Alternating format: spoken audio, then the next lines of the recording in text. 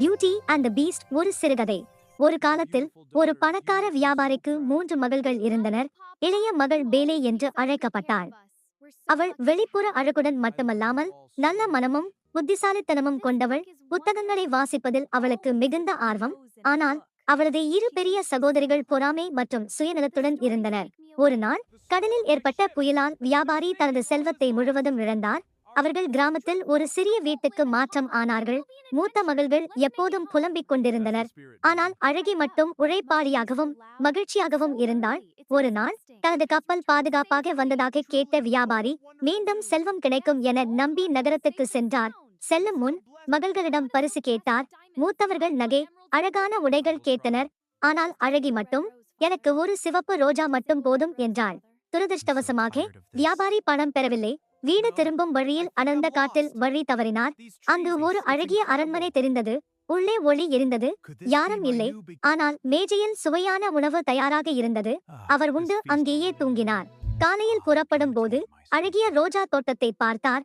அழகியின் ஆசையை நினைத்து ஒரு ரோஜாவை பறித்தார். திடீரென பயங்கர மிருகம் பீஸ்ட் தோன்றியது.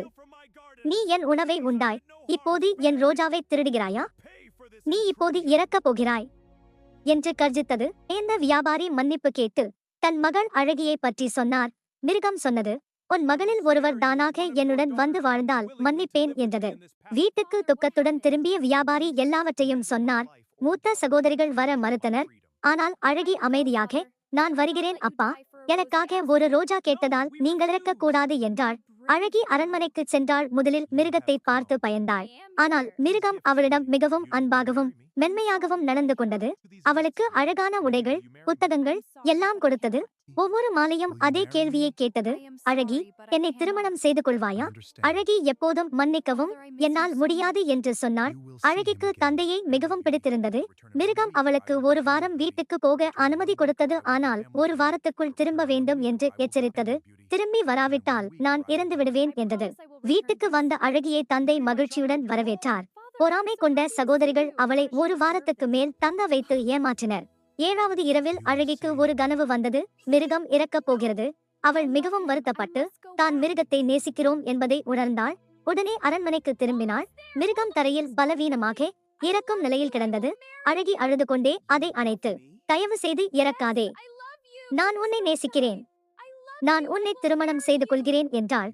அந்த நொடி பிரகாசமான ஒளி பரவியது. மிருகம் ஒரு அழகான இளவரசனாக மாறினான்.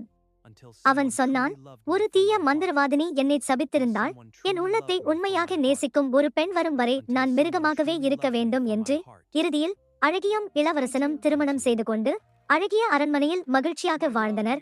அவள் தந்தையும் அவர்களுடன் வந்து சேர்ந்தார். மூத்த சகோதரிகள் தங்கள் தவறை உணர்ந்து வாழ்ந்தனர். கதையின் நெறி, உண்மையான அழகு வெளியில் இல்லை, உள்ளத்தில், இரக்கத்தில், அன்பில் இருக்கிறது.